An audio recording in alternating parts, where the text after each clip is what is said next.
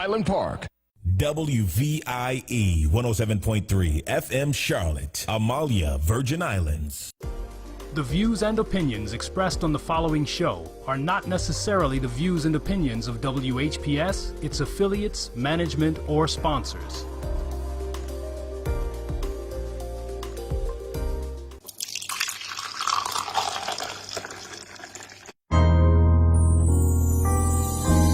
It's that time, y'all. Black coffee, no sugar, no cream. Yeah, it's straight talk with Valerie. Come on. Black coffee, no sugar, no cream. Yeah, it's straight talk with Valerie. Come on.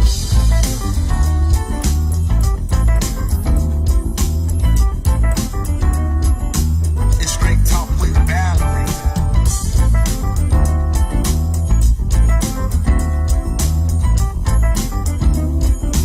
It's straight talk with Valerie. Come on. Black coffee, no sugar, no cream. It's straight talk with Valerie. Come on. Black coffee, no sugar, no cream. It's straight talk with Valerie. Come on. Black coffee, no sugar, no cream. Black coffee, no sugar, no cream. It's straight talk with Valerie. Black coffee, no sugar, no cream. It's straight talk with Valerie. Come on. Black coffee, no sugar, no cream. It's straight talk with Valerie. Black coffee, no sugar, no cream. It's straight talk with Valerie. Come on.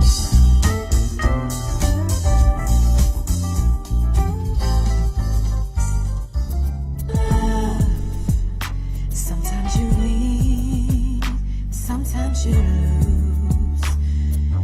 It can be a tragedy, love. It can be a mystery, or it can be a fantasy.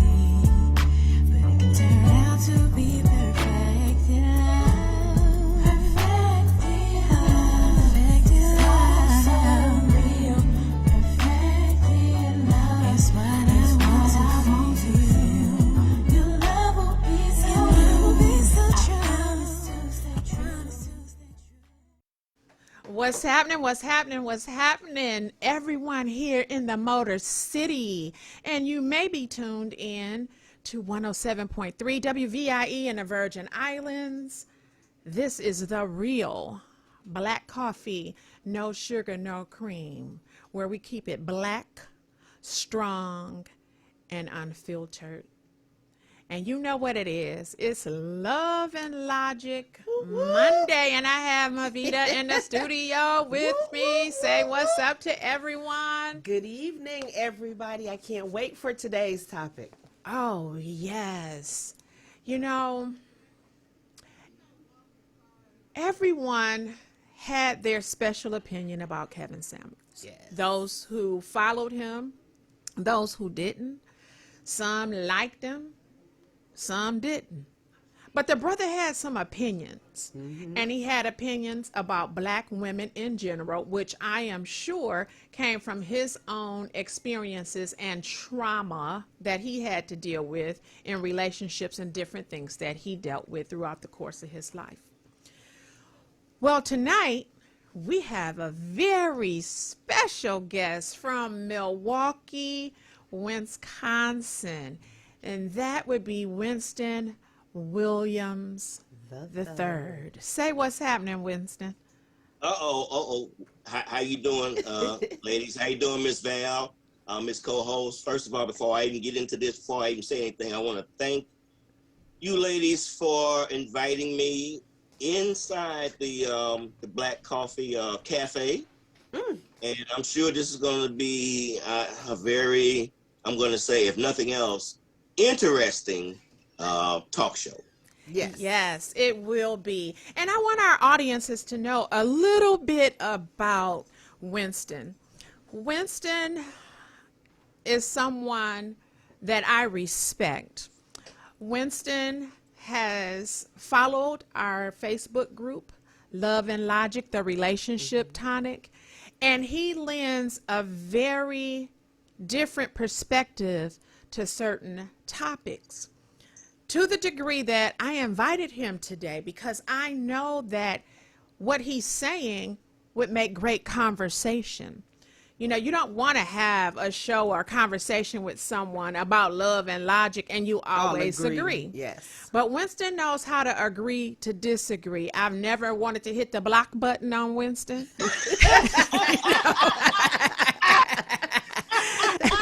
I never had to inbox Winston and say, whoa, what's going on, Winston? You know, Winston does everything respectfully, and we appreciate that. But we don't always agree with everything that Winston says. Right. And so we're going to dig into some of those things this evening and have a very candid conversation so we can hear Winston's explanation behind his perspective and why he feels the way that he feels about certain things. But before we get into that, I would be remiss if I didn't talk about this. Kevin Samuels. Now, the brother, he had his opinion. He never offended me because I know who I am and I walk my talk, and I could care less about what Kevin Samuels has to say about anything. The only person who I care what they have to say about me is the man that I cohabitate with. I want to know what he thinks, and I care about how he feels and what he has to say. So Kevin Samuels was just entertainment to me. But the brother had a different perspective, not knowing him personally or anything about him other than the platform he created, which got him a lot of publicity and he made a lot of money off of. I don't know this man, but the way he degraded black women, and I'm going to say degraded because the way that he put things was very education. It wasn't teaching me. It wasn't teachable. It was very degrading to the degree that you didn't even want to hear out the rest of what he said because you already in your feelings if you're that type of person. Right. And I just found it interesting the way he talked about certain women, but he picks up a white woman at a bar and takes her home, and they had stole a scene from The Color Purple because when the police said how he died, she had to say, on top of me. Okay. Right. So, you know, I just found it interesting, all of the things that he had to say about women and wanting to get to know women and don't walk around thinking you a $1 million bill and you a food stamp and, you know, all this, that, and the other. How could he be that behind the scenes? That's why I think Kevin Samuels was doing all of that for entertainment, and how he died was the real Kevin Samuels. Right. But I think Winston has something different to say about that perspective. Winston, let's hear what you have to say.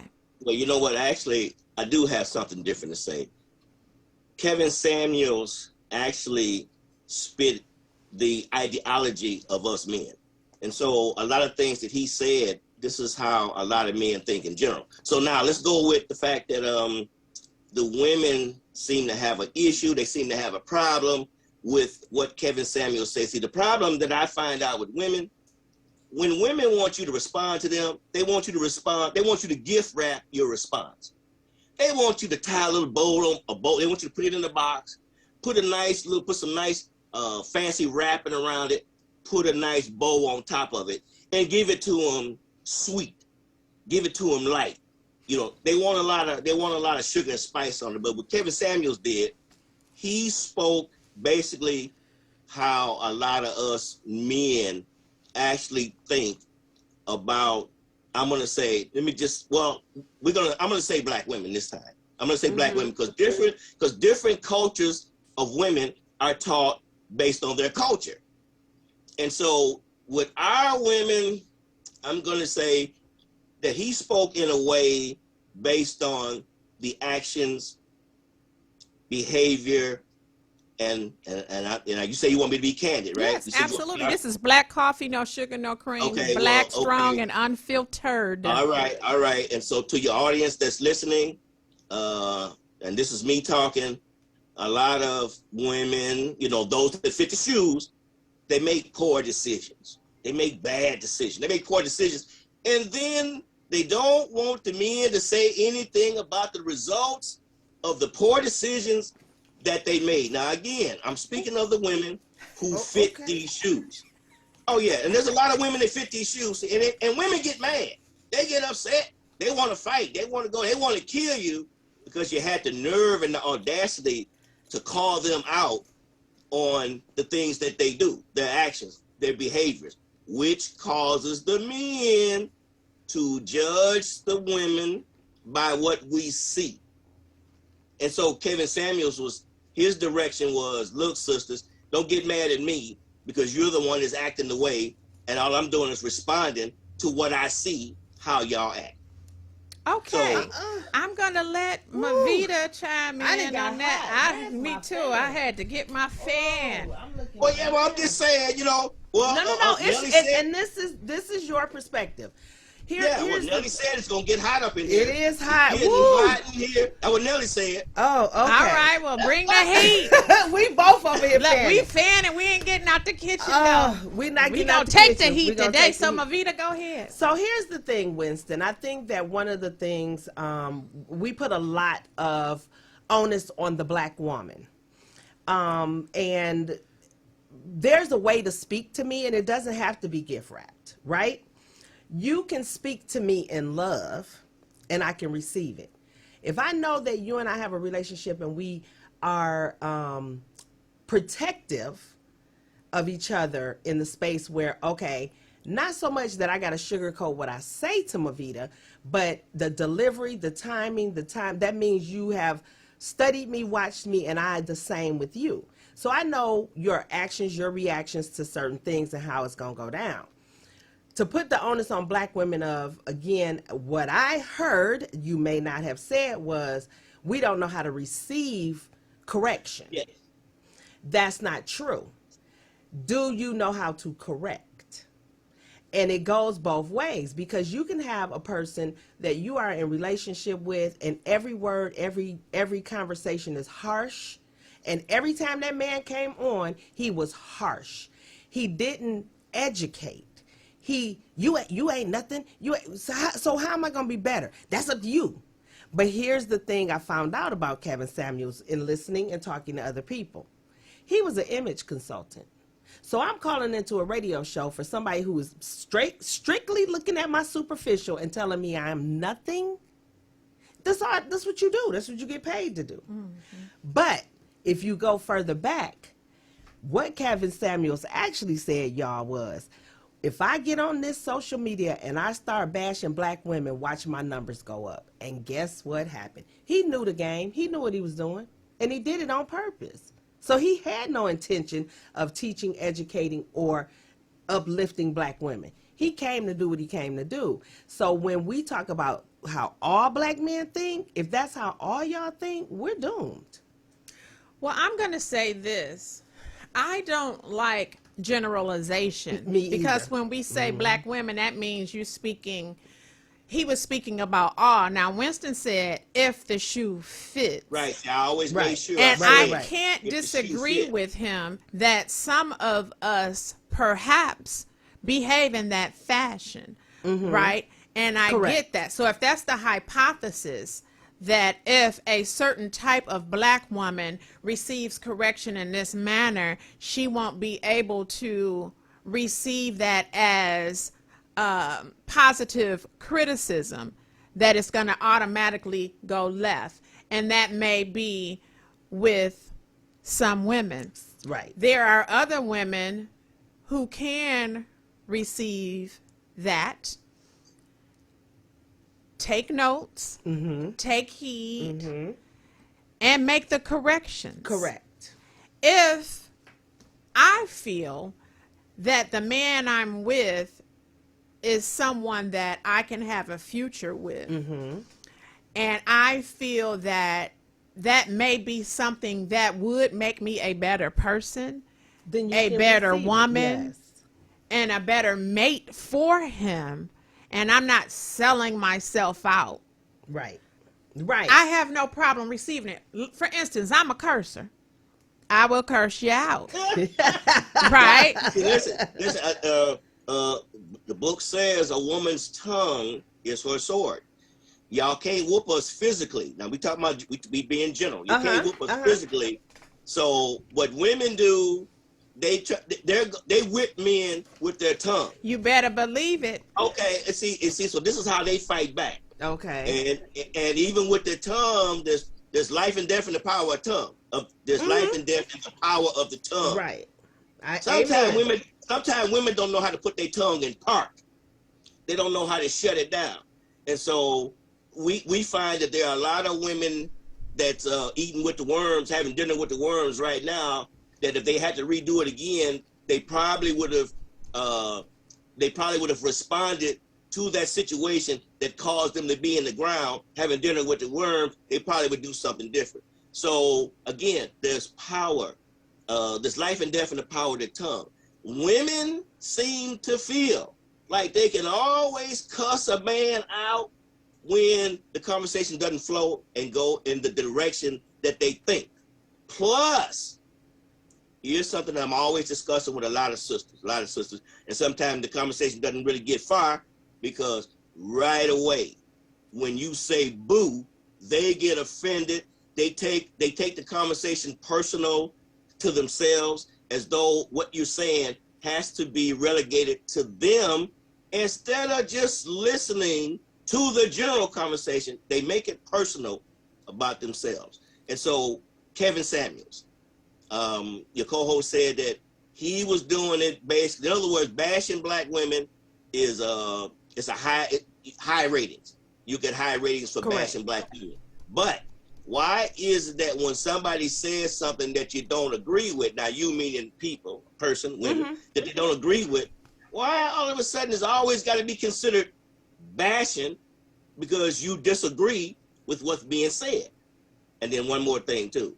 Oh yeah, my family members told me, don't hog up the whole program, and I'm not. Don't hog up. Well, hold on. Let me clarify something too, because when I was saying I'm a cursor, what I was alluding to is that's something I don't have to do. It adds spice and meaning at times. But if I met a man and he said like, or I just knew he wasn't that type of man, that's something that I would hold off on, and as a matter of fact, I even have some male friends, they've never even heard me curse because I have never been put to that degree of A, emotion, but B, I can have an intelligent conversation with them and not have to use that. Sometimes that's the only language that some people understand. So I have to give it to them that. See, now that's the thing with the women. And I'm going to say black women. I don't know about white women. I don't know about Hispanic. I don't know about Chinese and Korean. I don't know what they do when they get mad at the man. But when you cuss the brother out, and you just call him everything, you be throwing him at him. You just throwing all kind of BMF, this, that, and that. Okay, after you get through cussing me out, my views of what I think, of what I said to you, it's still gonna be the same. I still feel that way. Whatever I said to you, and that made you cuss me out, after you get through cussing me out, my mind didn't change. So I guess I'm trying to find out, okay, wait, Winston, wait. What did the woman accomplish by cussing me out? What was the accomplishment? She got her emotion, the emotional. So here's the thing: we talk about men being from Mars and women being from Venus, and the thing of no. But hear me out. No, but hear me out. Listen to me. I'm just saying. But go ahead. Okay, so this is what I'm saying. I'm saying we are different. We are built different. We're made different. Our emotional responses to things are different. There are people who are much more logical. Men tend to be more thought through, where some women are more. Some women, not all women. Some women move in the space of emotion first. I just had this conversation with a friend of mine, and he's a male, and I said I shoot first and ask questions later. I will tear this whole room apart and then be like, what was the problem? What was we fighting for? So I have a very emotional response. So when you talk about, or Val saying, there's some people who I know how I fit with people in certain spaces. It's not just a simple fact of just trying to curse you out because I don't have nothing to do on this Monday. it's something that has sparked an emotion within me that pushed me towards that space. And it could be because I got a little bit of therapy in me. It could be anger. It could be abandonment. It could be rejection. It could be a multitude of other things that comes out in that space of anger. So we got to give each other a little bit of a break. When we were talking about bashing and talking about Kevin Samuels, I think that if there was a space where I heard, and I've only watched this show a couple times, a space where I have heard him uplift at the end of that chastisement, I would give him space. I would say, okay, well then he finally told her to do X, Y, Z. All I ever heard was him tearing her down. So Winston, at what point does the chastisement correction become collaboration and camaraderie? Because if you beat a horse every single day, that horse ain't gonna get up at one point. Absolutely. And so this is something, and I've got this from Minister Farrakhan. You know, from watching him on TV in the 80s, in the early 80s and late 70s, you know, our black folks used to love when Minister Farrakhan got on TV. But what I noticed and what I have adapted from him, he was always in control. Now that's the key word here. Control of his emotions. And see, so I apply that to myself. And then I want to apply that to the sisters. Yes, women are, God created you all emotional to follow. Okay, that's a whole nother topic, another topic for another day. And at the same time, though, what is wrong with women when they hear something that they disagree with? What's wrong with them staying on this logical? Let's stay on the logical on the logical path. Let's be logical. In other words, why do women got to take everything, every little thing that comes out of a man's mouth personal? You know, and then when they start using, you know, when they start dropping the, you know, the F word, the F bombs and this and that, I think from that point, where does the conversation go? Okay, because so obviously we've left the realm of logic, and we only left the realm of logic because she, not he, she got all in her feelings. She became very emotional. She didn't like Winston, what you said. you making my heart beat over here. Let me tell you this. Wait. So what she gonna do? I'm gonna get mad at you, and I'm finna cuss you out because I didn't like what you say. And then she goes motor mouth, blah, blah, blah, blah, blah, blah, blah, you know. And then I'm just sitting there like, okay, you've been cussing me out for the last 10 minutes. All right, it's going on 15 minutes. I said, are you through, baby? I mean, really, baby, are you through? Okay, now that you through, what was the result of you cussing me out? We still didn't get any further into we got 50 minutes with you cussing me out, and I'm still gonna come back to my same point that started you on this emotional roller coaster. Well, that you didn't I'll have let to get on. I'll let her respond to you first. Then I have something I'd like to say about that. So Mavita. So Winston, so here's Yes, what I'm ma'am. saying. I think that when a person gets to that level of emotion, they're unheard. There's something that they're trying to convey or something that they want to convey, and they're unheard. So it could be it comes out with 12 other things. But what I really want to go back to is the simple fact that if I am covered, if I feel protected, if I feel loved, there really isn't too much you can't say to me that I wouldn't course correct, talk through, be comfortable, because I got to be protected to be vulnerable with you, right? And that's where a lot of men aren't able to be vulnerable with their women, and the women don't feel comfortable enough to be vulnerable with you. So I'm still at this unequal balancing, and again, I don't ever believe love is 50-50, it's 80-20, it's 70-30, it's 60-40, it's 90-10. It's going to be all the numbers, because there's going to be days when you're up and I'm down, and days when I'm down and you're up.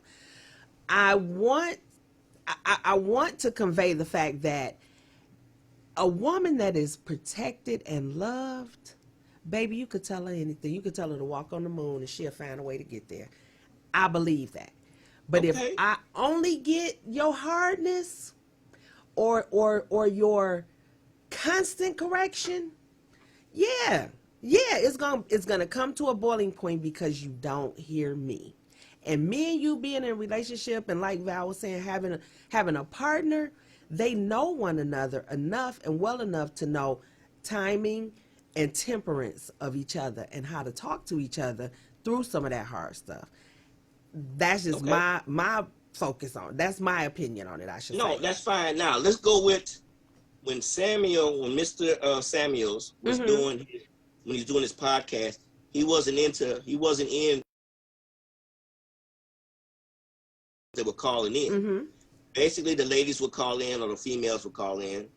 Okay, the women would call in and they would ask him a question about a situation, Yeah. or situations Yes. that they're going through, and he would give them an answer. Now, his answer wasn't based on him being in this emotional, sensitive, Right. covering relationship with that woman. Right. And so what he did, what I believe he was doing, and I'm just telling you how, basically he was still process of the typical guy. What he was just doing, he was giving her an answer based on the question and concern That she brought up. that's right. Now, you got to understand men, especially depends on the age of the man too, and the generation we were born in. My generation, I'm in my 60s. Most of us had fathers at home. So most of my generation came from two-parent families. We came from mom and dad. Your father, the boys emulated their father. Father wasn't all emotional. He wasn't crying all the time. He wasn't saying to the son, well, you got to get in touch with your sensitive side. What?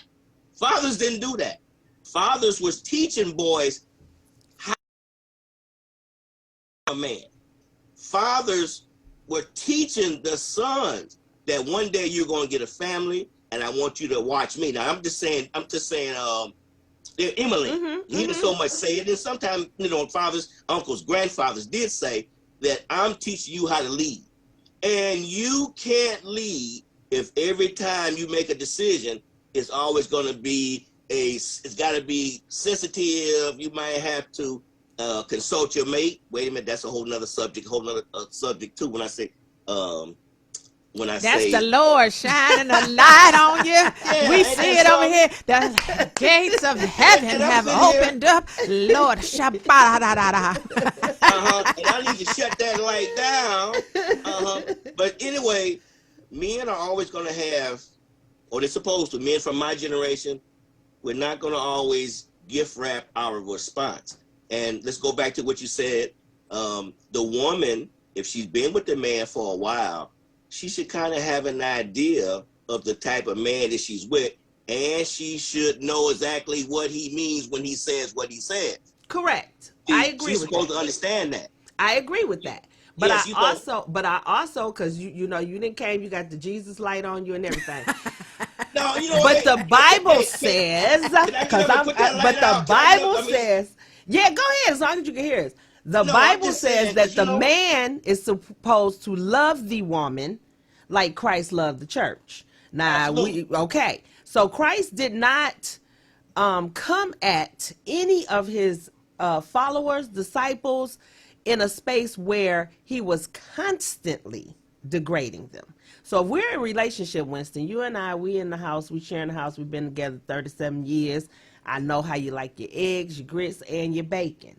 Yes. If every single time I set that plate down, you say better had or something derogatory. You get what I'm that's saying? being rude. That's being rude. Okay, but that's what I'm saying. That's being rude. So in your growing up, yes, my grandfather was in the home. My father was not.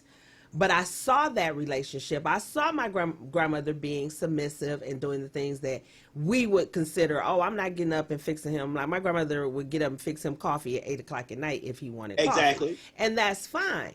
But I never heard him say anything to her that will put her in a space where she felt unloved, unwelcomed, unwanted, or any of those things. Now, he was hard with his boys because they boys, he's trying to raise men.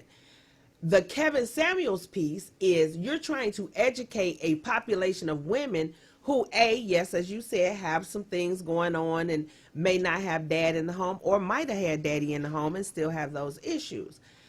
I'm saying he got on there and he, in my opinion, did nothing to help move them from a space of being lost and broken.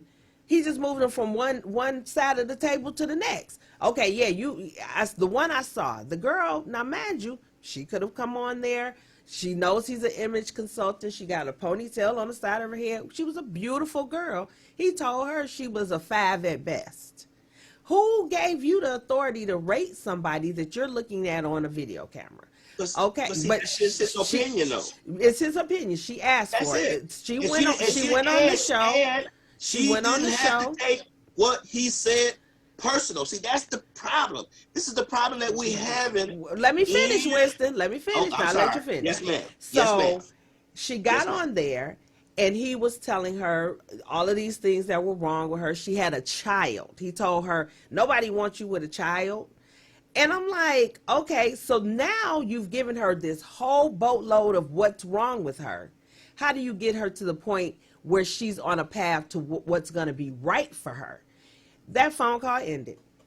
Well, let me say this. I'm going to chime in.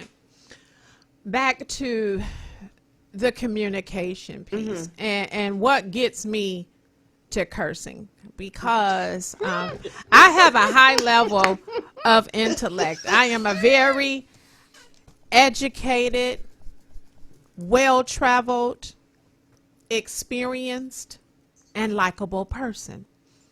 And I can have a conversation where I can receive constructive criticism. Yes.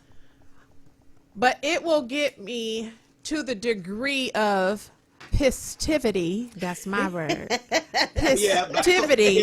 Black folk know what pistivity means. Exactly. So if I sit and take the criticism, and we're having a conversation now, I'm talking about a man and a woman that's in a relationship. Yep. And you have all of these things, and I even let you go first, and I'm gonna listen to what you have to say. But then when it's my turn to talk back to you, you have no disregard. You disregard everything that I'm saying. You're not listening, and you're not receiving. You're not even trying to receive what I am saying about you, because there's something wrong with both of us. Correct. Now, if we're gonna move forward, then we got to acknowledge that. It's some things also that I haven't really been saying, but they bother me about you too, but I just haven't been saying it. So thank you for bringing up this topic about what I can do to be better and better, be a better woman for you. Right. Because now, and then if he turned around and say, well, we talking about you right now, we ain't talking about me. See, that'll get you cussed out.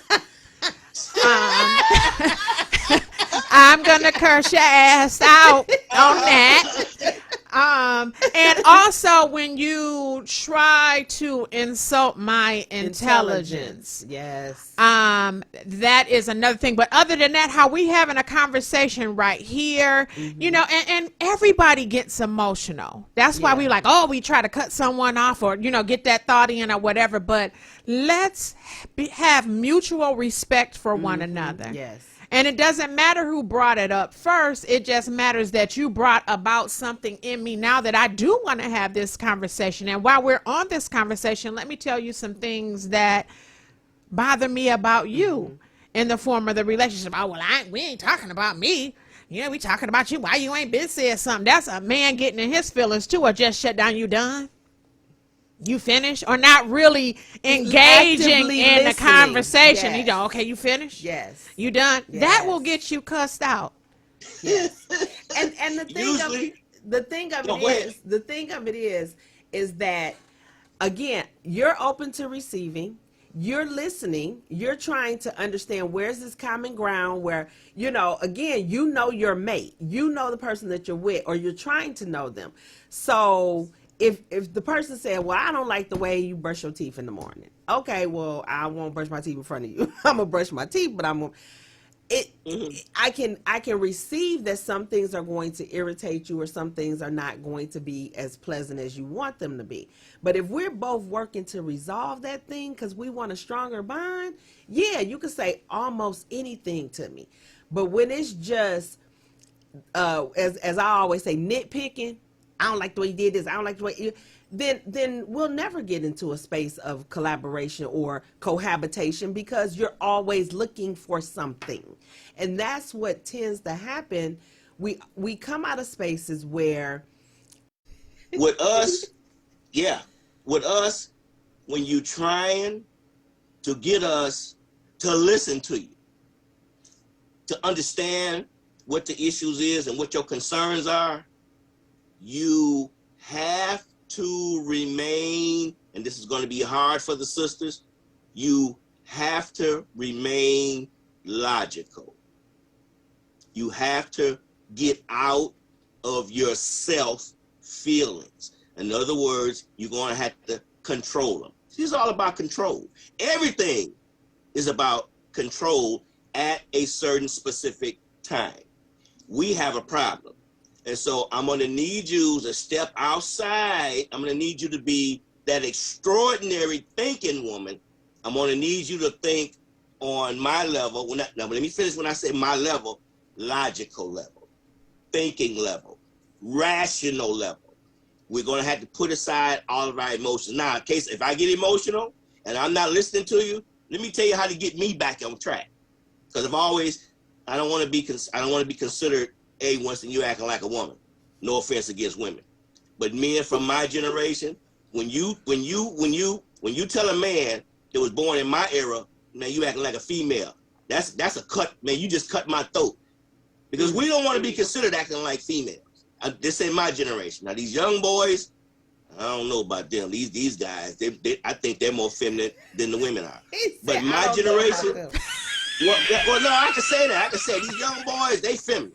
Okay, and so my generation men, you have to talk to us, I'm gonna say hurt your feelings, but then I'm gonna say something, and only because I've asked you several times, calm down.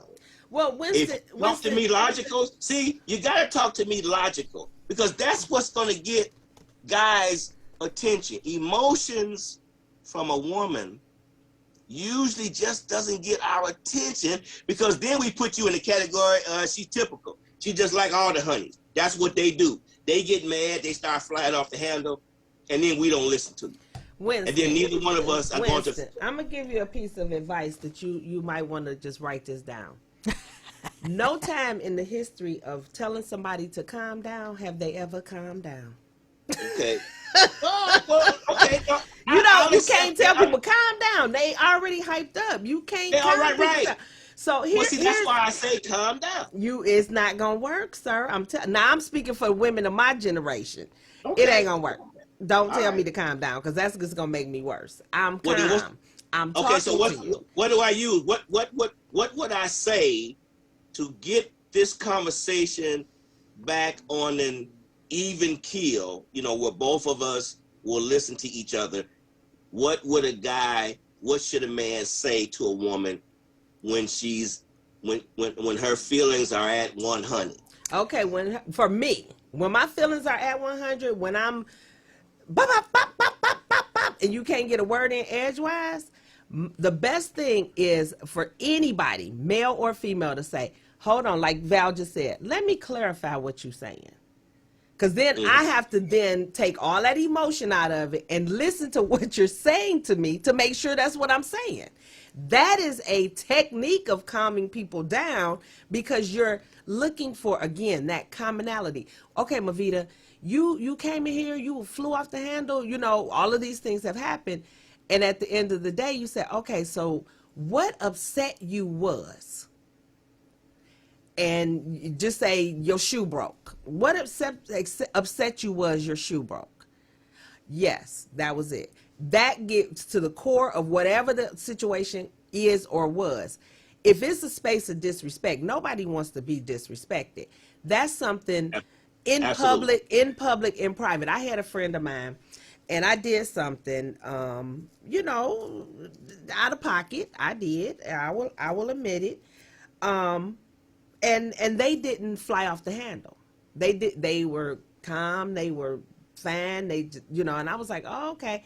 But later on, the conversation was, let me tell you how that made me feel.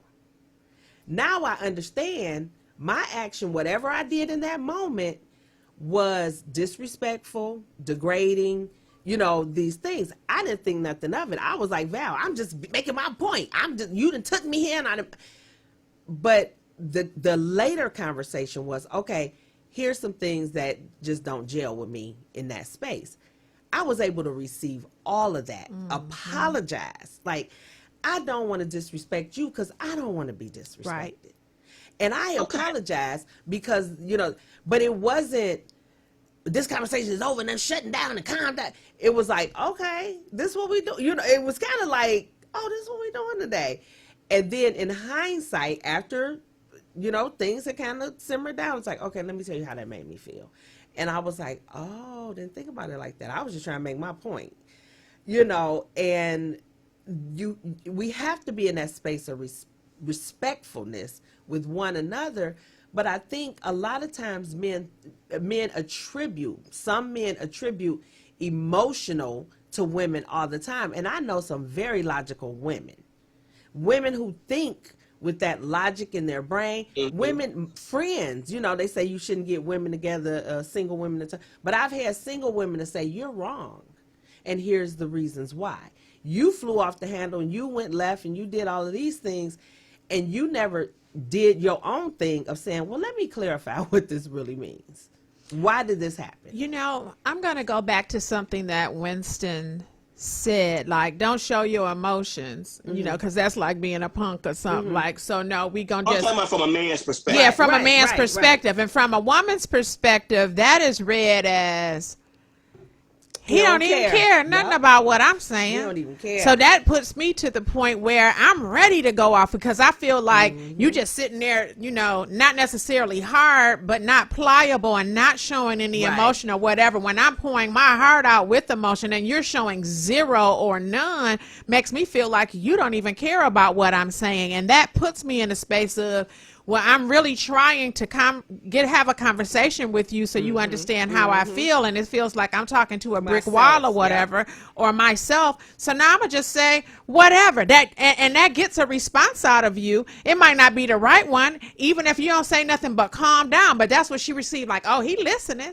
because he can say that, right? But that's not what we're looking for. Yeah. And so it's learning the love languages and how to communicate with one another, and there's no right or wrong about anything what we have shared in this segment, because we're going to go to a break. But I will say that you have to understand the person that you're dealing with, and to be able to sit and have a conversation with your mate, just like we had in this segment, is what is required. Because it took me a long time. I knew what ticked me off, but I didn't know what made me tick.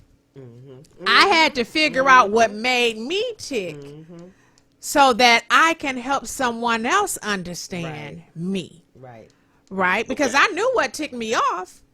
But it's like, why did I go to that extreme with that? Was that necessary? And if the person I'm communicating with just never comes back and apologizes or act like they don't care, you know, because a lot of times with me and it's sundown, sun up, new issue, new day. They don't, that was yesterday. You still talking about that? That was yesterday. That is what we do. That is what we do. The one thing that we don't particularly like, you know, and maybe women should probably understand this, is that, yeah, if we talk about a conversation today, let's settle it today. Let's put everything on the table today. And then after we get through with today, it's ended.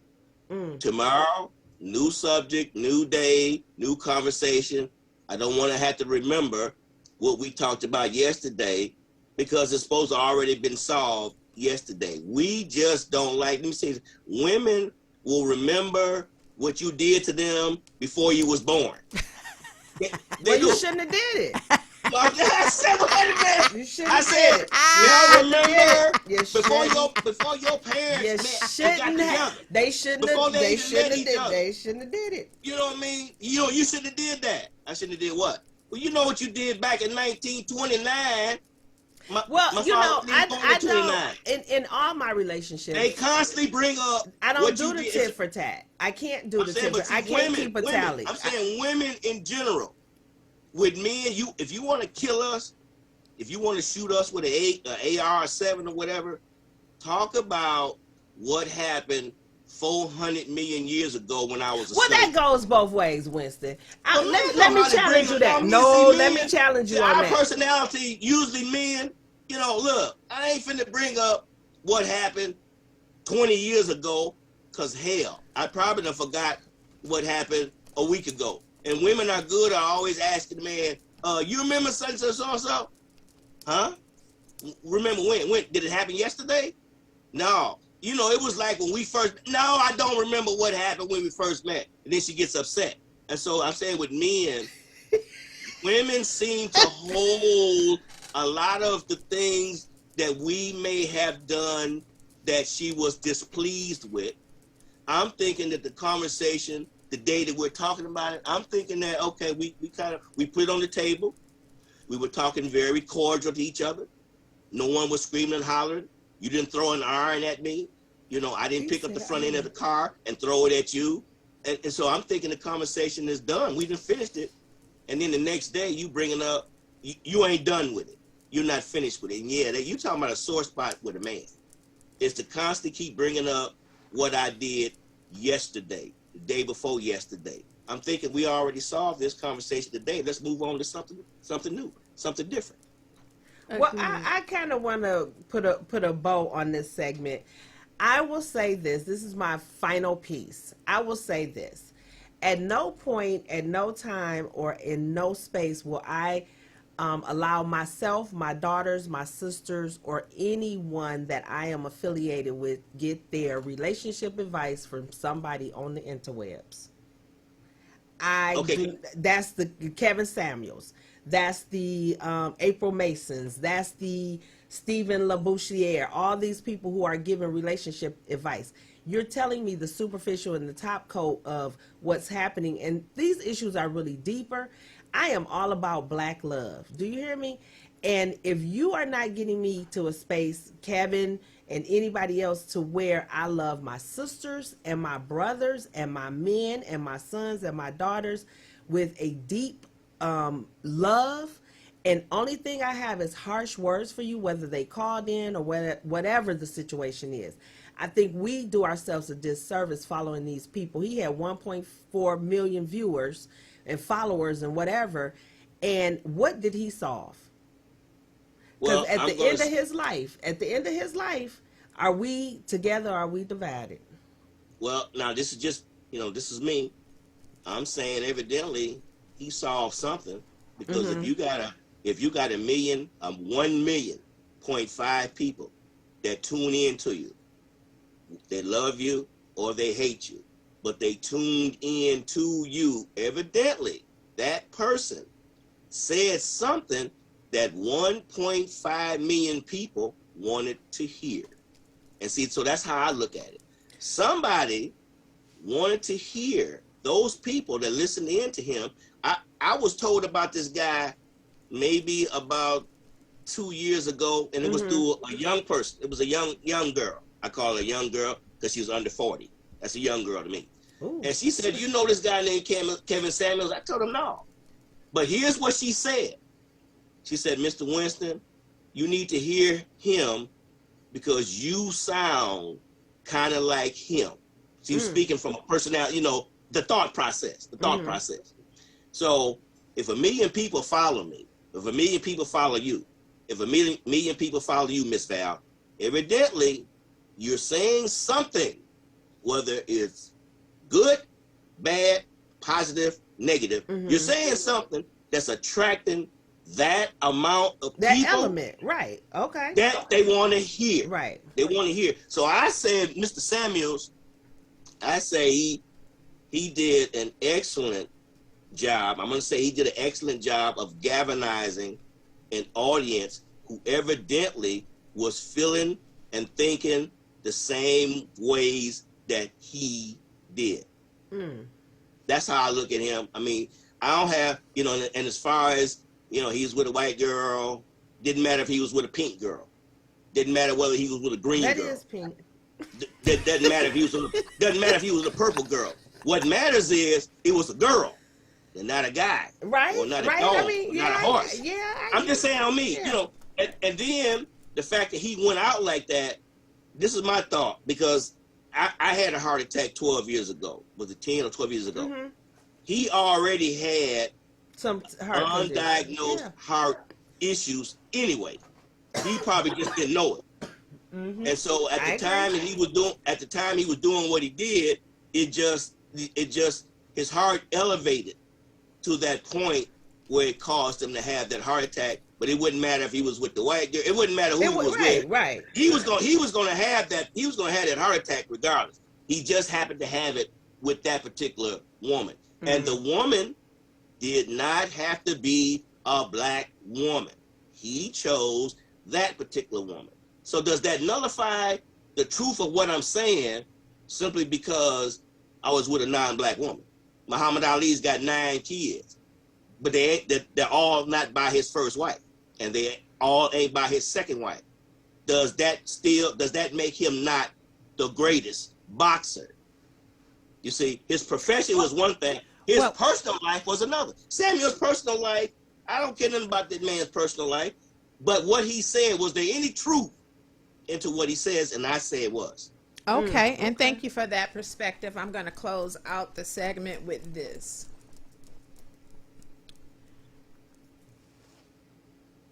Kevin Samuels must have had a really messed up mama, because he didn't look mixed in no type of way to me, which means he had a black woman that was his mama.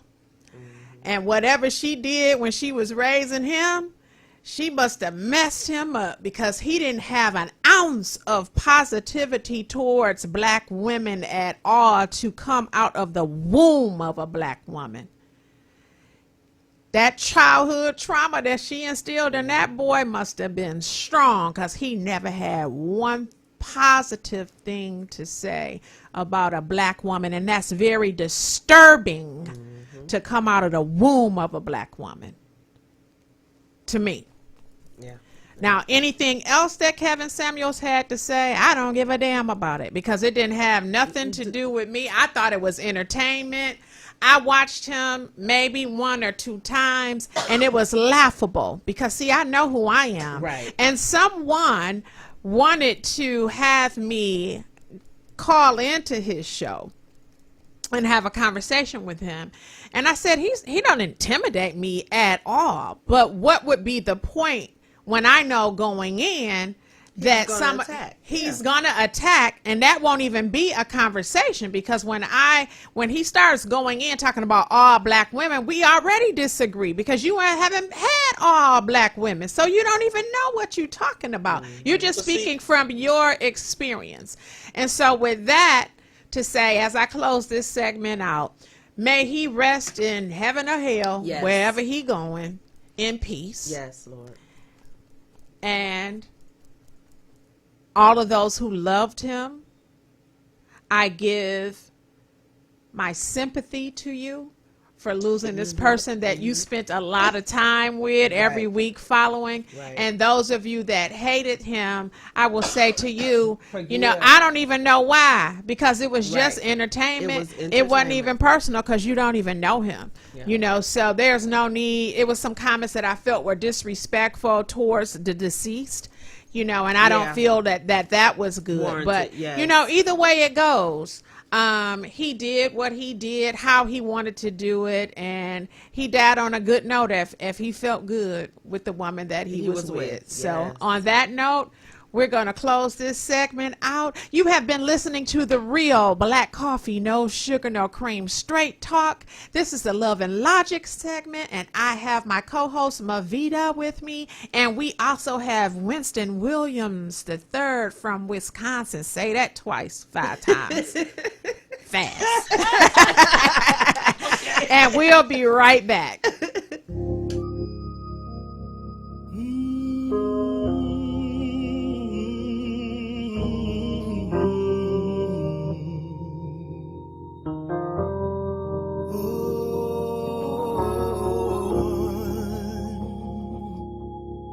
I'm just trying to do the best that I can as a strong black man.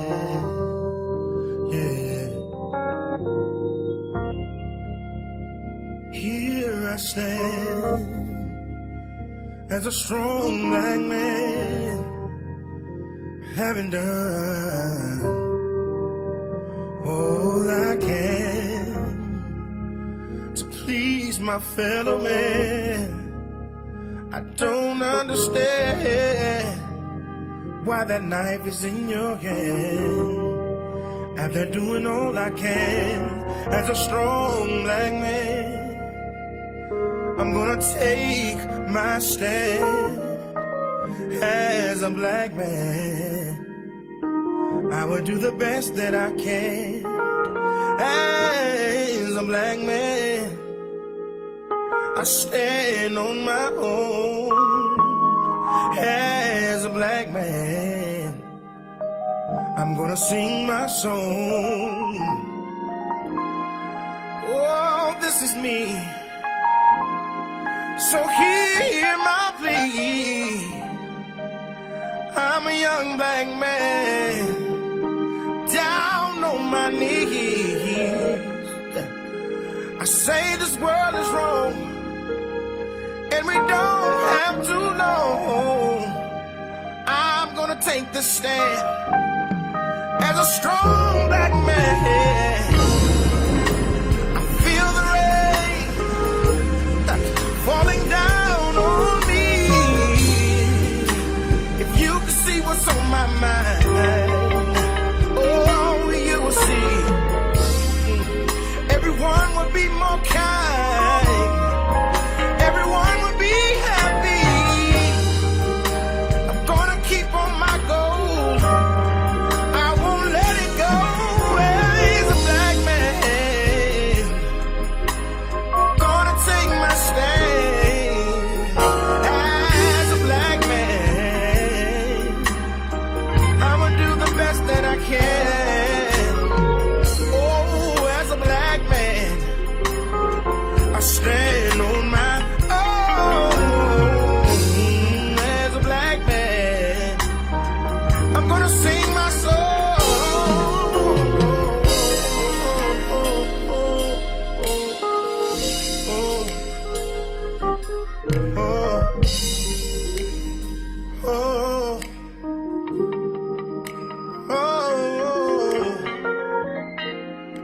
Sometimes I gotta move.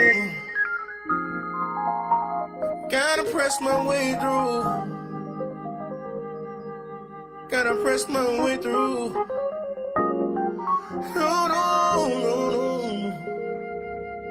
Oh, no, no, no, no, no. Oh, no, no, no, no, no, no, no, no. You just listened to As a Black Man by my cousin Millard Thomas III from That was Run of the Mill beautiful. Productions, and that song is so powerful. If you have not heard his music before, please go to YouTube and look up Millard Thomas. He has a wonderful album on there. I call it Jazzville because it's a cross between gospel and jazz.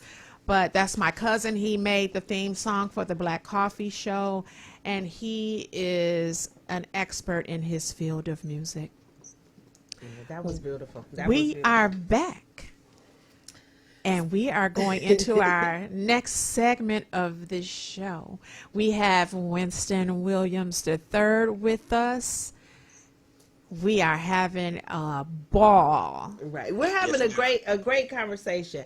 Yes, we are. Yes, we are. So Winston, I told Val, I said, I'm excited. I'm very excited to have a dialogue with Winston because Winston is one of our Love and Logic followers, but he also makes comments. He is engaged and he shares his point of view. And on many of your posts, your point of view is rooted and grounded in your experience, which is beautiful, but I don't always agree. And there was a post that you put up on the page, which was on April 13th. And in this post, you mentioned makeup. And you said, my passing thought for today. Uh-oh. Makeup has a way of hiding the true beauty of you. It is a cover that covers. Makeup can't hide flaws of the heart, where all beauty starts from. The media calls it enhancement. How can you enhance what should come natural? And then you said, I can speak for most males on this. And you said that given your age and your experience, you know, makeup ain't your thing. And I told Val, I said, well, hold on, because I love makeup. And I do use it as an enhancement. I don't feel that I'm overly made. I feel that I am presenting the space and the face I want to present to the world. Now, I will go makeup less. It's not that I'm ashamed of my natural face, but I love makeup. And from your experience, what is the drawback from women who like or use makeup? I'll give you an example. How can women say they want a real man, but I don't get to see the real you? How you want me to be real, but you're not real? I see, that's the part it's difficult for me to understand. So women say, and I've heard this, well, you go get your hair cut. I said, that's grooming and hygiene. Makeup is a choice. Makeup is not grooming and hygiene. Whoa. It's supposed to be what women say, enhancing. But I'm also saying, if your self-esteem about yourself, because you didn't come out your mother enhanced, you came out your mama natural, just the way you is, just the way you are. And so when you put this, I'm calling makeup, if you go to the circus and you see the clowns, Clarabella, Bozo, they all made up, you don't know what they look like. You have no idea what they look like until they go home and take all that makeup off. But you're looking. That makeup off, I might turn around and go like, dang. No. That's what you look like. We're talking about. Makeup, we're not talking about cover up. Wait. We're talking about enhancement. Like you said. Okay. I wanted to finish my train of thought. Okay. Makeup is nothing but fake up. Because it's not what you really look like. See, when you meet me as a man, I see you somewhere and you meet me, you seeing me for who I am. Okay. If I'm toothless, if I'm ugly, that's what you get what you see, or you see what you get, whatever. But if I see you and you all, glamour girl all up, I'm kind of liking, or I was attracted to this false image of you. Because that ain't what you look like when you go home at 6 o'clock before you go to bed. You wiping all that stuff off so you don't mess your sheets up. Let me see you just like you are, and I'll be done with this part. Look, bottom line, if you love self, if your self-esteem is to the roof, I don't need to put on nothing extra. There is no enhancement if I'm already feeling good about myself. Okay. Well, here's my perspective on that.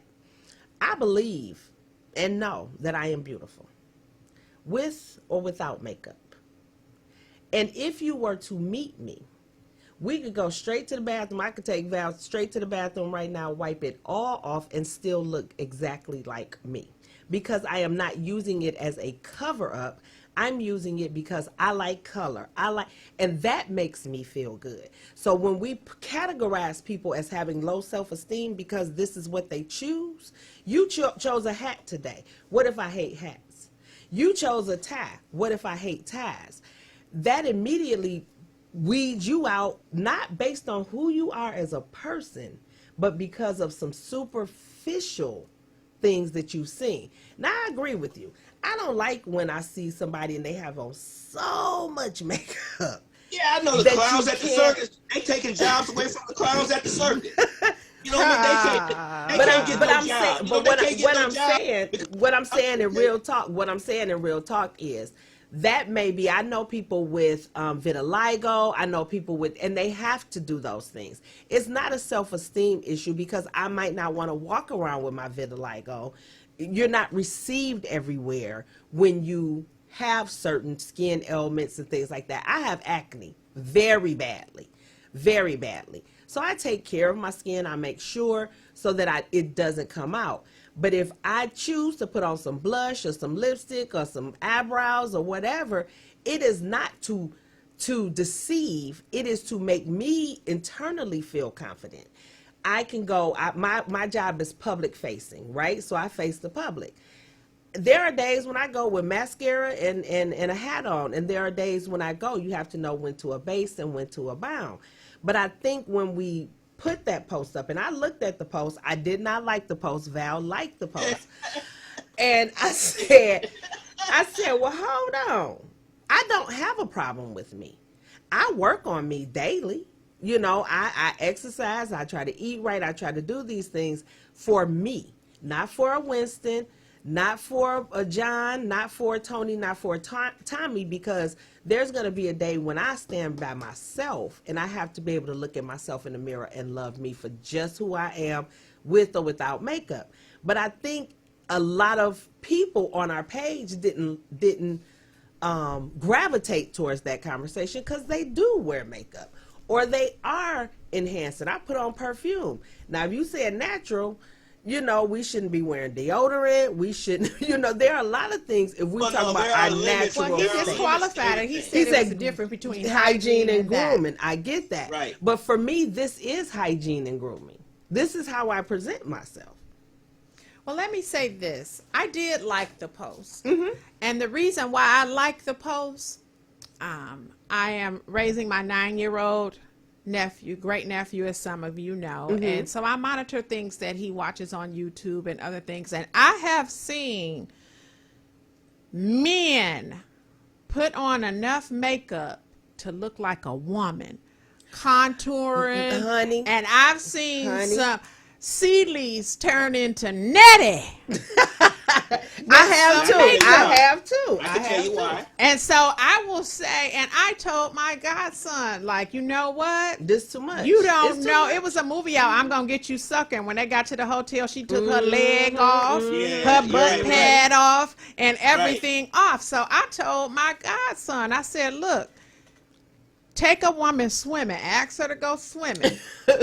Get her wet. Well, Get her wet. Get our hair wet. And ask her to go swimming. And when she see what you got, because you do not know.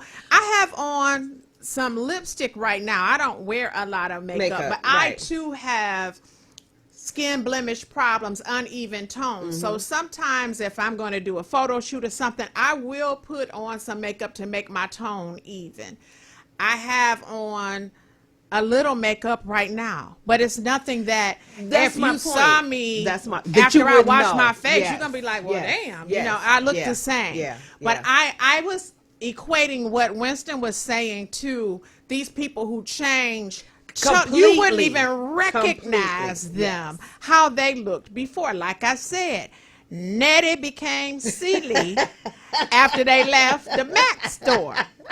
That is an issue. So I identify with that, and that's why I like the post. Yes. But my question to you, Winston, is so you don't like makeup at all, like no lipstick or nothing? Now, let me clarify. Okay. There are exceptions to every general rule. Mm-hmm. There are exceptions to a rule. You ladies said, you know, there are issues Maybe you might have issues within your skin, and you want to even, you want to even the tone of your skin up. There are exceptions to every rule. Lipstick to me, okay, that's fine. As long as it's not right now. I'm speaking for me. I'm speaking for guys, because the more Clarabella we see women, the more Clarabella we see black women, the more we begin to assess our view of what we're going to say to her, what category we're going to put her in. Is she going to be the one? Is she going to be in the category Go Meet My Mama? Or is she going to be in the midnight hour category? And that's based on what we see. Lipstick is fine. I mean, a little lipstick, all that makes women look a little pretty, look cute. I'm saying there are exceptions to every rule, but I'm saying you're speaking of modesty. Everything needs to be done everything in the needs space to be of modesty. modest. Now, if I had my particular choice, my particular choice, and I'm speaking for a lot of guys. Oh yeah, I'm speaking for a lot of guys. They would prefer, because makeup is really learned behavior. That's really all it is. It's learned behavior. So? Well, you had to see the makeup on someone to be able to say that looks nice, and I want to look nice like her. Well, my grandmother wore makeup, and my grandmother was a beautiful woman, with or without it. But my grandmother didn't get up in the morning and make up her face. My grandmother. What I'm saying is, right, but it's still learned behavior. We all are influenced by something that we saw. So is it a negative that she influenced us to make ourselves? Because my grandmother, now mind you, I watched her. She wore gloves. She, when they went we grew up in Inkster, they go, to church. They had their gloves and their fans and their pocket squares and all of that. We don't do that now. So we've unlearned something. And we've gone to the extreme with the makeup. I agree, because I see it and I'm like, girl, that's a lot. Looking casket ready. Yes, I'm like, that's a lot. I'm saying right. But, so let me go. What I'm saying is, I think that if my man, somebody I'm with, if this is a particular thing that they enjoy, they like, if you wanted to have a handlebar mustache, and I was like, okay, that's his thing, I'm going to roll with your thing. I'm not going to say, well, mustaches are the devil and I don't want mustaches on me because that's not naturally you. And I want you. The mustache is a handlebar mustache. A handlebar mustache is not naturally you. A mustache is naturally you. A handlebar mustache is not something you have to put some gel on. You have to put some gel on it. But the handlebar mustache just happens to be the style of the mustache. But I'm saying the point I'm making, Winston, that grows out of his Winston, face. Listen to the point I'm making. We're talking about, again, style, because makeup is style. It's stylish. What I'm saying is, if I had an issue with a handlebar mustache and that was your thing, I am disqualifying the person that you are, because that's one thing I don't like. Women who overdo makeup for whatever reason, and again, it could be vitiligo, it could be other issues. When they do that, that is a part of who they are and their ability to face the world. As you learn and grow, you lessen. I've never been a huge makeup wearer because of my skin issues, but I like to go out in public looking and feeling beautiful, period. And that's the point I'm making. I understand your point. It can be overdone, and when that person undoes their self or they're undone, you don't even know who it is. Like, I didn't know this was the person I married. But I'm saying on a daily, this is something, whether it was learned, whether it was whether it's something I picked up. I think that to disqualify somebody because that's what they choose to do, it doesn't make you open to receive me as a person or my personality, because my personality is fire, honey. I am dope. I believe that. And wearing makeup does not make or break me. If Val said, if I go swimming and it all come off, I'm gonna get out and you still gonna know, oh, that's Mavita. You get what I'm saying? I don't want people to feel reading things or seeing things that it's a negative draw against their personality. It's your preference. And I know men, because I'm 52, I'm not a young chick. I know men who like a woman with a little enhancement. Not a lot, not overdone, not can't touch their face or anything, but they do like to have someone on their arm that looks beautiful with or without that makeup. I know some guys. Let me throw another aspect to this. Weaves or wigs. Winston, how do you feel about women? He don't want that at all. He like, Winston's head went straight down. Go ahead, let me have it. Wait, you said my head was like, Yes, Yes, your head it went did. immediately down. So you don't like weave or wigs? No, ma'am. He don't want you with no lipstick on, sis. do you ever see those pictures of Lena Horne, Dorothy Dandridge, Eartha You know Kitt? they wore wigs. Wait a minute. Diane Carroll, back when they was young. You know, all those pictures of the women of the 50s, 40s, 19s. I'll go as far as 60. I'm going to go as far as 70 when everybody was wearing fros, afro. Mm-hmm. Did you notice that I'm going to probably say, and I'm going to step out on a limb on this one, I'm going to say 80% of those women were doing their own hair. One color, whatever color came out their skull, black, not pink, not purple, not green, not blonde, not red, but black. And when you look at those women, they might have had a necklace on, a little pearl necklace, one hole in one ear, one hole in the other ear. That was it. And then when you look at those pictures, they did have on lipstick. Those pictures of me, those pictures They that had I see on makeup, me. Winston. Let's not fool But ourselves. see, all of them didn't have, no, but see, when I see those pictures, I don't see what, and again, I'm a man, so I'm probably looking at it again through a man's lens. I can't look at it through a woman's lens because I'm not a woman. So through my lens, when I see those pictures, I can see what Diane Carroll looked like at 20 years old or 22. I didn't have to imagine to say, you know what, I don't know, is she 40 trying to look like she 20 because she got on all this makeup?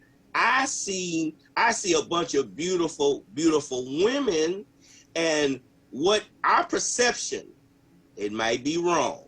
I'm just telling you our perception. I'm talking about guys, our perception.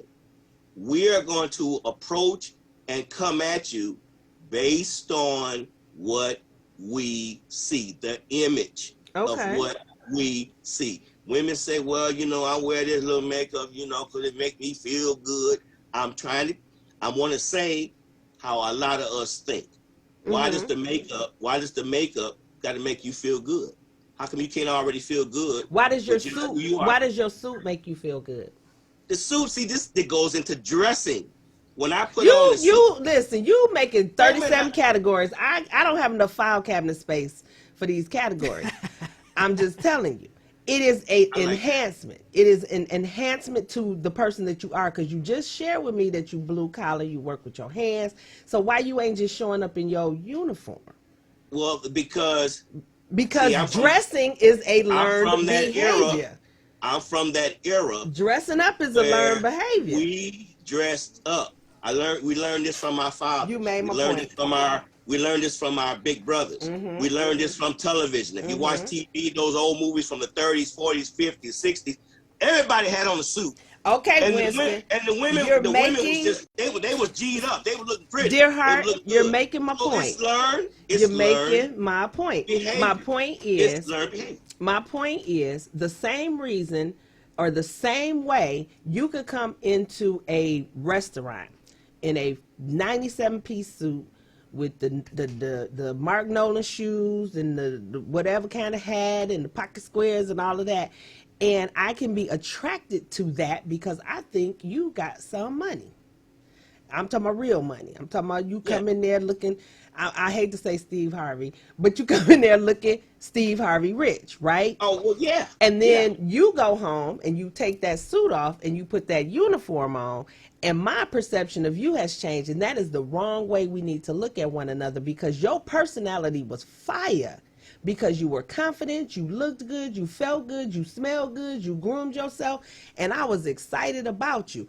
And if I'm a superficial person, me seeing you do your day to day, because you still paid the bill, we still had some dinner, we still had some dancing, we still had fun. But if I'm that superficial that I can't believe your personality speaks for you and who you are, and it's the clothes that make you, then we on the opposite ends of that spectrum, because I don't feel like makeup makes me. I feel like makeup enhances I don't even want to say enhance.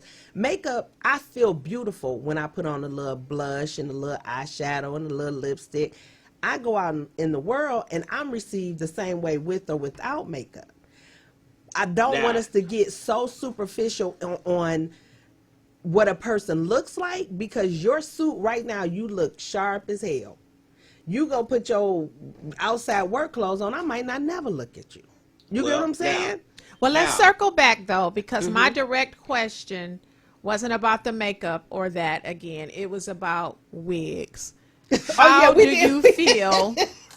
And he done shook his head again. How do you feel about a woman wearing a wig? It is a no. Is that a yes or a no? It's a no. It's a no, and it's a no with a question mark of confusion. And this is what I mean by a question mark of confusion. The woman, if women was just keep their hands out of their hair and let their hair grow and nourish their hair, it would be the length of when they cut it off, they go buy wigs, the same length of her natural hair. And I am the hell confused because I don't understand it. Then she goes and buy hair texture that comes from the head of another cultural woman. She don't go buy textured hair or what Chris Rock said when he did the movie, nappy hair. She won't go buy nappy hair. She go buy straight hair, but it comes from a Korean woman. I'm just saying. Or it comes from, now I don't know if they do horse hair. I mean, that's what it was from the beginning, right? It says it's going to be a lot of bald horses out there because for some reason, and I don't get it, and I don't understand, why would she cut her natural hair off to go get a piece of hair from any and everything else other than just fixing and styling up her own hair? I see these sisters, right? They turn around, they go buy a Shaka Khan wig or a Diana Ross flowing wig, long wig. I'd be like, you know what, baby? If you had just kept your hands, which I know is hard for you to do, if you had just kept your hands out of your natural hair would have flowed down to that Diana Ross length or that Shaka Khan length that you cut it, and then you went and bought some fake hair. And then you put that fake hair on. And my question is, why come you just don't style and fix your own hair? Because it's still hair. Well, let me tap in on that with you. The reason why I asked that, I have on a wig right now, and it has nothing to do with me keeping my hands in my hair or whatever. My hair is down my back. It is gray, and my hair is shoulder length. When I want to wear it natural, I can puff it up like a big fro, but I have to roll it to do that. My natural hair is just like a wave. It's not super straight, and it's not nappy. It's like my grandmother's. It's a wave. The reason why I asked that, to take us into another conversation, but for me, in order for me to wear my hair like this blunt cut bob style, I like versatility with my hair, but it's only so much I can do with it because of the length that it is. So I prefer to do something like this because this is the style I want to wear to change, to switch up without cutting my hair to this length and having to have this style for months and months and Till it months grows out, until right. it grows out. So for me to have the opportunity to wear multiple styles with my hair without altering or putting chemicals or anything else in my natural hair, it gives me the opportunity to have some versatility. Now, my gentleman, he never says to me like, oh, I just hate wigs or whatever. I can tell by his expression that he likes my natural hair more so than a wig. So what I like to do when we have date night, or if we're going on vacation or something like that, I'll make sure that my natural hair is done because I'm on his arm and I understand Right. that is what he likes best. But at the same time, I'm not going to stop doing what I like to do as a result of that. So that's my compromise. I know that he doesn't particularly care for wigs. And people will ask me, like, you got a head full of hair. Why do you wear a wig? Some people get no answer because that's none of their damn business. And then other people, I will take the time to say what I said to you. Yeah. Like, it gives my hair a break. That blow right. drying and doing out of manipulating to my hair. I know in the season where my hair needs a rest. And in order for it to get that break that it needs for this upcoming summer to be able to manipulate it and wear the afro and the other styles, I have to give it a rest and take care of it. And so that is a part of me taking care of it. But I will go on to say, Winston, did you know they have man weave? You know, it's kind of no. Listen, I'm shaking my head at a lot of At these that brothers too. when I see it. When I see these dudes with them long, I guess I don't know, with the braids or something, I'm dreads. Those fake dreads. I mean, I know they're fake because brothers' hair don't go down to the back. Trust me, I'm shaking my head at those brothers too. But You Winston, know, I'm not dreads do talking go about on that. no, I'm saying, but I've heard that that they got that. But again, I'm talking from the generation that I came up with. That came, and I can only be in the era that I came up with. So yeah, I understand. I've even seen on Facebook they got dudes with the little fake hair thing, and I shakes my head at them too. I do. But then the first thing I'm gonna tell you what I'm saying to myself. It don't have to be right. It's just a thought. It's just an opinion. It's something that I think. First thing I say is, okay, brother, I already know you wasn't raised with your father in the house. I already know that. See, I already know that because if you was raised with your father in the house, at the time I had hair up till about maybe 40, okay, 40, and then once it started leaving, once it started going, I just dealt with the fact that through aging, men lose the follicles that create hair on their head to where I'm like this now. I'm rolling with it. Not an issue. But that's because you're comfortable. That's because you're comfortable with it. But I'm comfortable because this is what we were taught. I'm saying the young boys now is getting all this weave, were basically raised by a single mother, and they emulating what they saw at home, which is their mother. They emulate their mama putting on all the makeup and all the lipstick and all the weave and all the hair. And this is what he grew up seeing. So when I say people emulate what they see, if his father was there, Right. if his father was at home, he just got a chance to look at his father. He got a chance to say, I remember when dad had hair on his head. Oh, Pop's starting to lose his hair now. It wouldn't have been no issue with him because he's going to imitate and emulate that man in the house. Plus, his father is going to teach him, look here, boy, your hair, you're going to be losing your hair, but your hair is not who you are. But dudes with I ain't talking about toupees. You said the weave. Dudes with the weave, it's because they see their mother being, now I'm just using this word, it doesn't have to be, and I'm using the word superficial. It's just the word. It's not talking about her as being a woman. I'm saying he's seen all this superficial stuff. He see it because his mama's single. He sees his sisters. He's got a house full of women. He might be the only boy. And all he see them doing is all that old fingernail stuff and all that. I'm finna put this hair on and let me put on these deer antler eyelashes. You know what? Listen, You know what I Winston, mean? I have I'm been just saying. disqualified in this entire conversation because I wear wigs. I got the fingernails. They mine, but they painted. I got on all the Okay. makeup.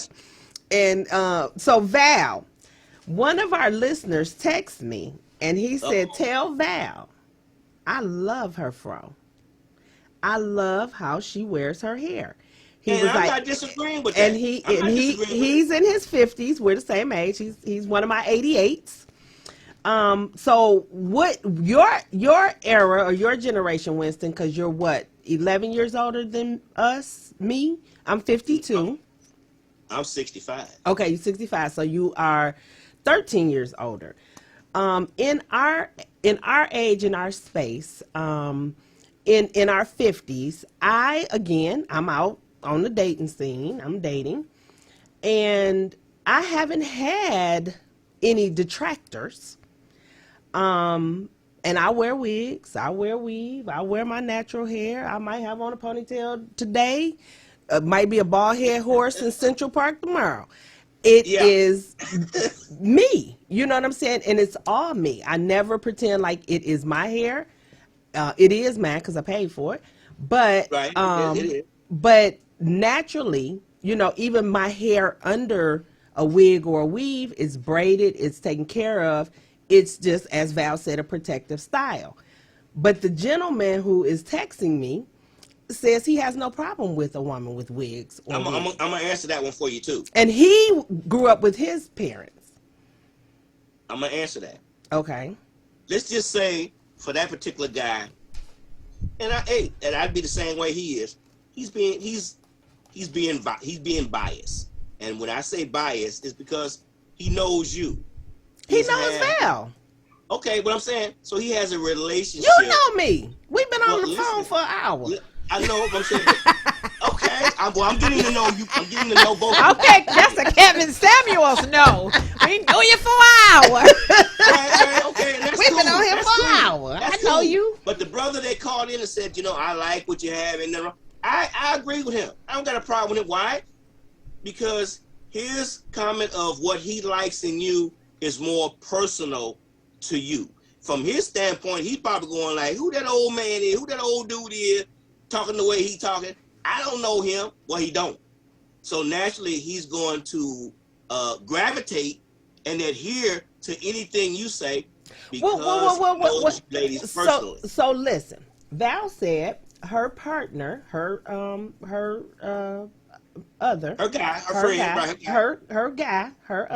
man likes her hair, and she understands when to wear it and when not to wear it. Mm-hmm. He knows her, but he will Right. tell her, I like your hair. Mm-hmm. I believe that the people that I'm around and the people that I'll tell you, my sister, very good friend of mine, she'll tell me quickly, that's not you, that don't look good, and she knows me. A guy will tell me, I don't like that don't look right.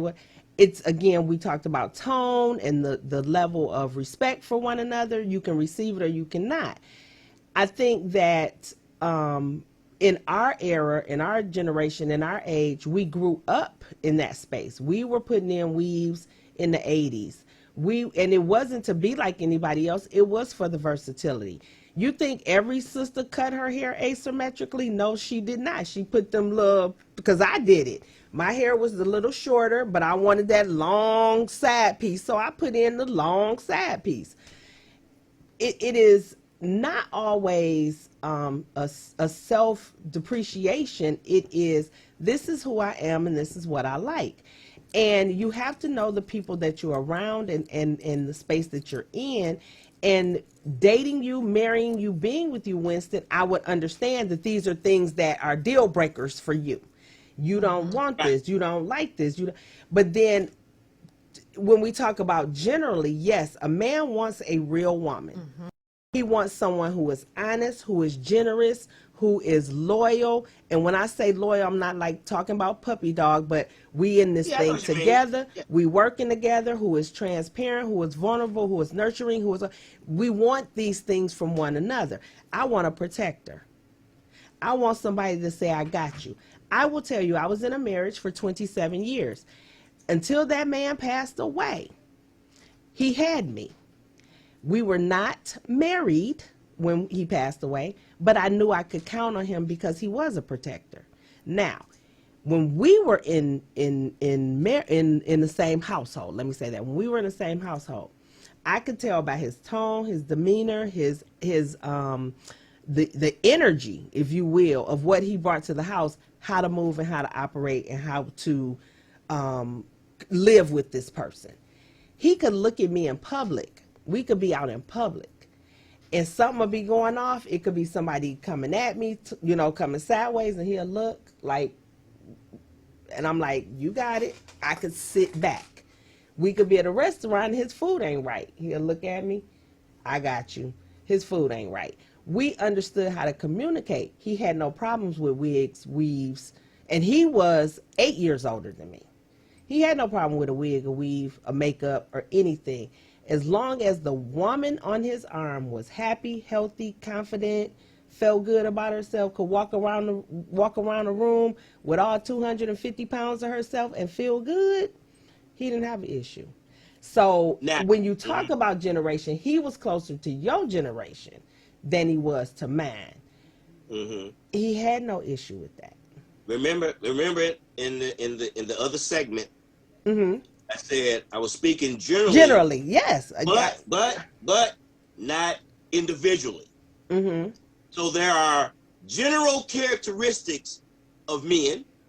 There are general characteristics of women, but within those generalities, there are individuals. Mm-hmm. And so that's where the one-on-one individuality comes in. Your particular guy, he's close to my age group. He says, baby, I ain't got no problem. If you want to wear your makeup and you want to wear your hair, your nails, he didn't have no problem with it. I say that's fine. That's cool. That's okay. Just say if we happen to be going to the inauguration, mm-hmm. when President Obama was inaugurated, and you're going with me, you're gonna be going with me. I'm gonna say to you, I'm gonna say, okay, let's do it like this here. How about we don't worry about the makeup? Put your little lipstick on. Baby, I like your natural hair. Let's get that natural hair flowing. So if you gotta get it prepared a week before the inauguration, let's do this. Let's just do that because and as far as your fingernails, now I'm talking about me now. I'm only speaking for me. I'm gonna say, look at here, we're not gonna do the lead press on nails today, honey. We're gonna peel them off. And how about we just put some nail gloss, that shiny gloss on your regular fingernails, and we're gonna keep this thing moving. Okay, so Winston, let me ask you. I'm gonna say what I want is I want you to be what I call. This is what I call. I just want you to be natural like me. Mm-hmm. You ain't gonna want me to go to the same ball and I start putting on man makeup. Do they got man makeup now? Yeah, they've always had makeup for men. See, so let me ask you this, Winston. So in your space, your preference for a woman is a woman that is all natural. So I want you to be no hair, no minimal, very minimal. Lipstick, gloss, makeup, that type of thing.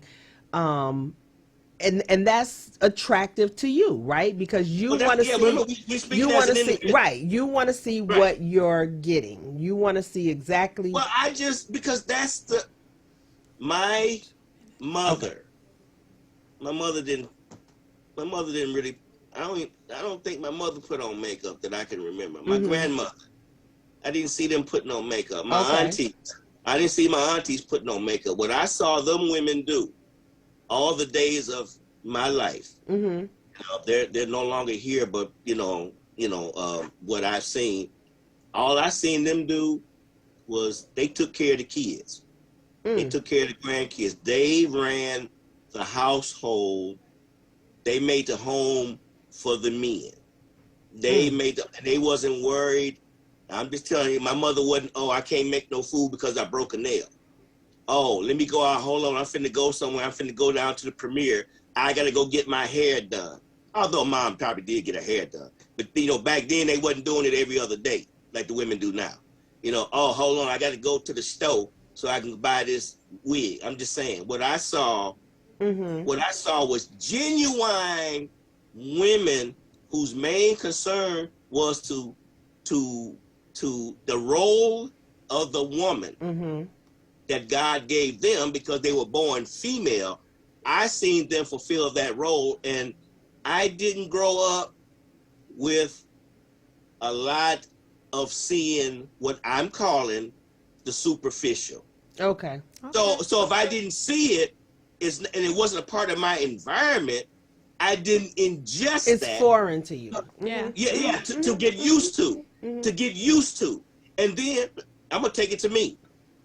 If I'm going back for me, what's the first time I had a girlfriend? I had a girlfriend at 14 years old. Now, of course, back then, I'm talking about 1972.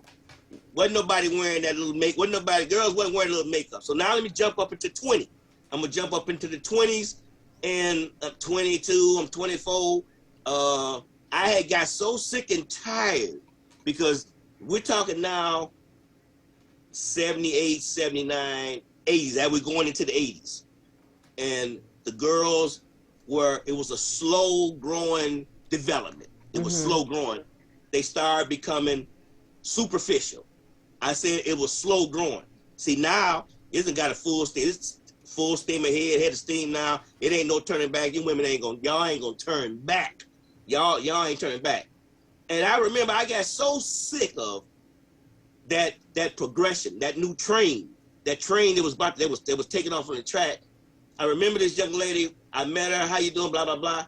I took her hand and flipped it up because I wanted to see if she had on fake nails. Because I was sick of it. I was sick and tired of girliness. I call it girliness. I even told my nieces when they were coming up, I don't want you to grow up to be girly. I didn't say that. See, now they're females. Well, that's a whole. So can you wrap it up for me, Winston? No, wrap it up for me for 1 minute because we gotta get out of here. But can you give us 1 minute of a wrap up because we surely did enjoy. I'm gonna give you the 1 minute. Okay. So give us your wrap up so we can get out of here. Here's my wrap up. My wrap up is basically, I came up with women that were more natural, just the way you were, and that natural beauty had to start from within. And to put on anything on the outside, to me, just mask and cover up what you should have naturally. You should be. You should feel beautiful naturally. Okay. I received that. Yes. Lavita, any parting comments from you as we get ready to go? Well, I appreciate Winston's perspective. We will have some other gentlemen come on and share love and logic. I appreciate you, Winston, for being so candid and honest. And thank you. And grateful for this dialogue. It was a good conversation, and we'll have it again real soon. I'll see you on Facebook. Thank you, Winston. I truly appreciate you coming on, starting off our guest segments because we want testosterone mixed with our estrogen. Yes. I'm And gonna give it to you too. You're the first male to come on, and we will have others, but I'm sure we will come back and invite you on again. Thank you so much. You are loved and you are appreciated. Yes. Thank you. Can I wear my turquoise suit when I come back? Yes, you can. You sure can. Okay. You sure can. He playing his outfit, girl. You have been listening to another episode of The Real Black Coffee, No Sugar, No Cream, where I don't try to spill any tea or daze you like you drank a shot of cheap liquor. I just want to articulate very strong statements that will get you to see things from another